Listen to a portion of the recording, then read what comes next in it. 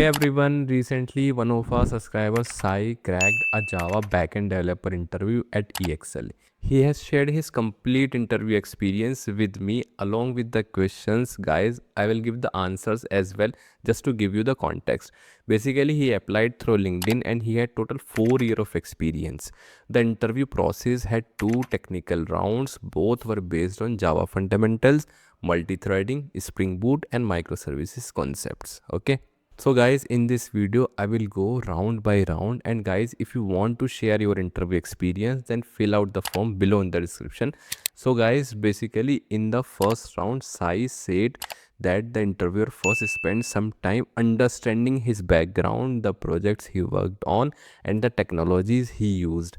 After a short discussion about his project, the interviewer jumped to Java 8 concepts. So basically, he first asks how does the Java Stream API work internally and what is lazy evaluation. So the Stream API works as a pipeline of operations. There are intermediate operations like map, filter and sorted, and terminal operations like collect or for each. Intermediate operations are lazy, meaning they don't run immediately. The actual processing starts only when a terminal operation is triggered, which makes stream efficient because unnecessary computations are avoided. Okay. Guys, then interviewer asked a practical scenario questions related to streams. The question was, you have a list of 10 million records to process and you need to transform and filter them. So how would you approach this? So guys, one approach is using Java Stream API with map and filter operations. But if operations are CPU heavy and independent, so we could also use parallel stream to utilize multiple CPU cores. Okay.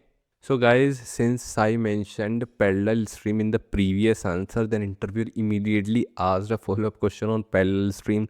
So the question was, when would you avoid parallel stream? So the parallel streams should be avoided when operations are input-output bound, when the task involves shares mutable state, or when order of processing matters. And they can also cause issues in application servers where thread pools are already managed by the framework. Okay. After discussing streams, then interviewer moved toward design patterns. He asked how will you implement a thread safe singleton in Java and also explain the different approaches we have. So guys, there are several ways to implement a singleton design pattern. For example, eager initialization, synchronized method, double check locking, static inner class, enum singleton. Okay. The static inner class approach is widely recommended because it provides lazy initialization and thread safety without synchronization overhead. Then interviewer asks, when would you use a builder pattern and a factory pattern in Java? So guys, the builder pattern is useful when creating complex objects with many optional parameters, whereas the factory pattern is used when the type of object created depends on some input or condition. Okay. For example, builder can construct a user object with many optional fields, while a factory can return different payment processor implementations depending on the payment method. Then interviewer asks what happens if you modify a collection while iterating over it. So guys, most Java collections are fail fast if you modify a collection directly while iterating using an iterator. It basically throws concurrent modification exception, right? The correct approach is to use the iterators, remove method or use concurrent collections if modification during iteration is required. Are you getting my point? Guys, then he asked to explain a case where volatile keyword is sufficient and one where it is not. So basically, volatile guarantees visibility, meaning changes made by one thread are visible to other threads. It works well for status flags like a boolean variable used to stop a thread. However, it is not sufficient for compound operations such as incrementing a counter because those requires atomicity, which needs synchronization or atomic classes. Okay. And guys, before moving to the next question, I would like to share one important thing with you. Actually, Sai prepared from our interview preparation kit. So let me tell you, this kit has four main parts. First is complete interview preparation material. It is a step-by-step material made by me, experts and MNC's interviewers. 99% of the questions asked in interviews are covered in it. Second is two real enterprise client projects. Code and video recorded sessions are there and you can add this in your resume. Third is is lifetime chat support. Here you can ask your doubts anytime. Fourth is referral support. Here we help you to get referred to the top MNCs. Okay. So guys, basically this material is organized as per your experience level and covers Java, Spring Boot, Spring Security, Spring Data JPA, microservices, Kafka, Maven, Git, coding questions, Stream API coding questions, and many more. You can buy just the complete interview preparation material or the full interview preparation kit with project supports and referrals. I have added the links in the description below. So now moving to our interview experience. So guys, an interviewer asked, could you explain heap, stack, metaspace, and where objects or primitives lives? So basically heap stores objects and class instances, stacks stores method calls, local variables and references, whereas metaspace stores class metadata like class, structure and method information. Okay. Primitive variables declared inside methods usually live in stack while objects are allocated in the heap memory. Okay. Guys, the interviewer then asked a small follow-up related to memory. The question was, where are static variables stored in Java? So static variables belong to the class actually rather than instances. They are stored in the heap memory associated with the class metadata after the class is loaded by the JVM. Are you getting my point? They remain in memory as long as the class loader keeps the class loaded. Okay. And guys, after a series of theory questions, the interviewer gave Sai a small coding question. The question was to find the first non-repeating character in a string using Java 8 streams. Okay.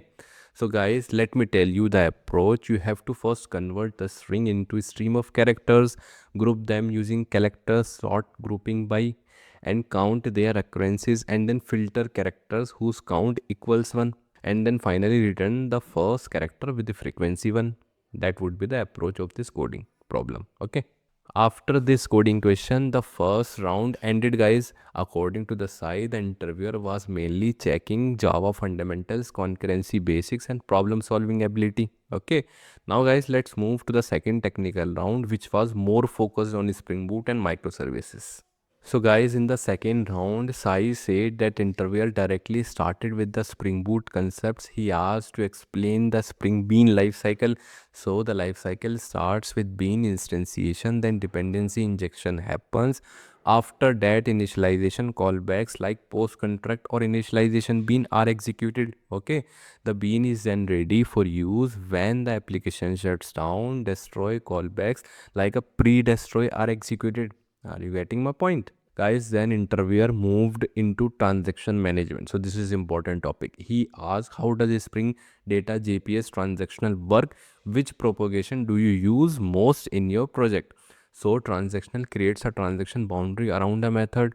Spring uses AOP proxies to start and commit or roll back the transaction automatically. Are you getting my point?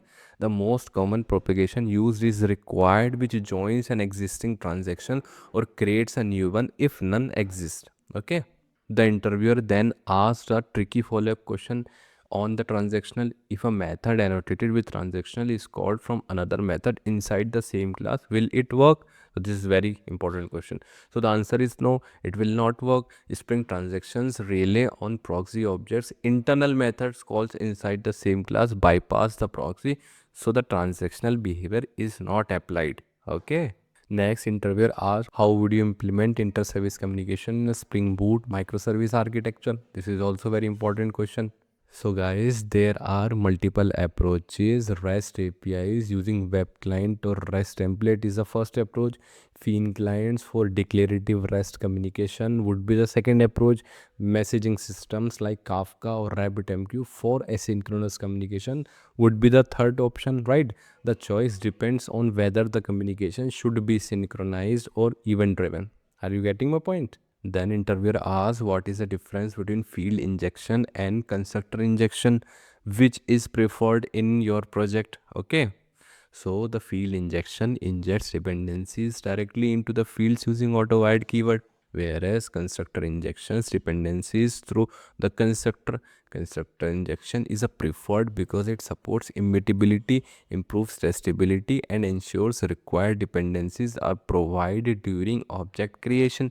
Then interviewer asked a very common performance question in JPA, and the question was, can you please explain the n plus 1 select problem and how would you fix it? So the n+1 problem occurs when fetching one parent entity triggers additional query for each related child entity. Are you getting my point? This results in many unnecessary database queries. It can be fixed using fetch joins, entity graphs, or optimized fetch strategies. Okay. Then interviewer asks, how does Spring handle thread safety for singleton beans?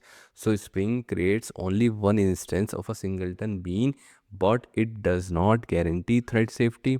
If the bean contains shared mutable state, multiple threads may modify it simultaneously. The best practice is to design beans as stateless. Okay.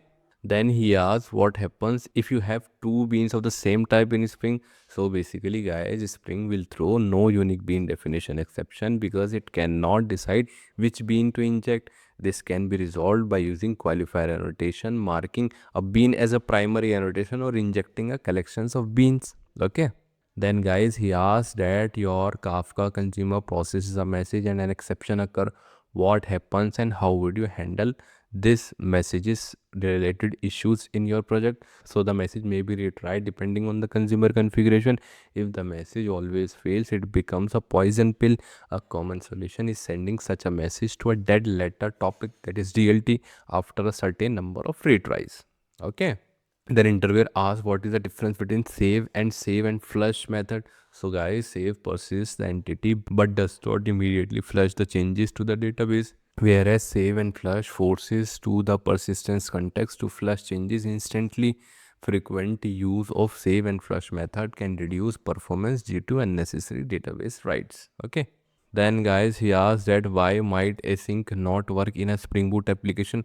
So common reason would be enabling async is not enabled. Okay. The second would be method is called internally within the same class. Okay. Third would be method is not public. Fourth would be thread pool configuration is incorrect since Spring uses proxies internal cause bypass async behavior. Then guys, interview asks how would you prevent cascading failures when a downstream service is slow. So in this case, we should use resilience patterns such as circuit breaker, timeouts, and retries with backoff. Libraries like Resilience 4G are commonly used in Spring Boot applications. Okay. Then guys, he asked what is the difference between authentication and authorization. So this is very simple and very common question. So authentication verifies who the user is, such as validating username and password. Authorization determines what the user is allowed to access, such as roles and permissions. Are you getting my point? Then guys, interviewer asks how does pre-authorize annotation work? So pre-authorize enables method level security. It uses Spring expressions language to evaluate conditions before executing a method. If the condition fails, the access is denied. Okay. Then guys, interviewer asks what is the difference between cacheable and manual Redis caching. This is also very important question. So cacheable is a declarative approach where Spring automatically handles cache lookup and storage. Manual Redis caching provides more control over cache structure, expiration, policies, and serialization, but requires additional implementation code. Okay. And guys, in the end, interviewer asks what is the difference between component, service, and repository annotation. So all three are Spring stereotype annotations. Component annotation is a generic component. Service annotation represents service layer classes, whereas repository annotation is used for the persistence classes and also provides automatic exception translation for database exceptions. So guys, this was the last question of the second round. According to Sai, after the second technical round, HR contacted him within a few days and informed him that he had cleared both technical rounds. After seeing this interview experience, I have observed that the interview focused more on concept clarity and real world scenarios rather than extremely tricky questions. Okay. And guys, if you find this video helpful, make sure to like the video and subscribe to the channel because I regularly share real interview experiences and Java backend interview preparation content. Thank you for watching and I'll see you in the next video. Bye bye.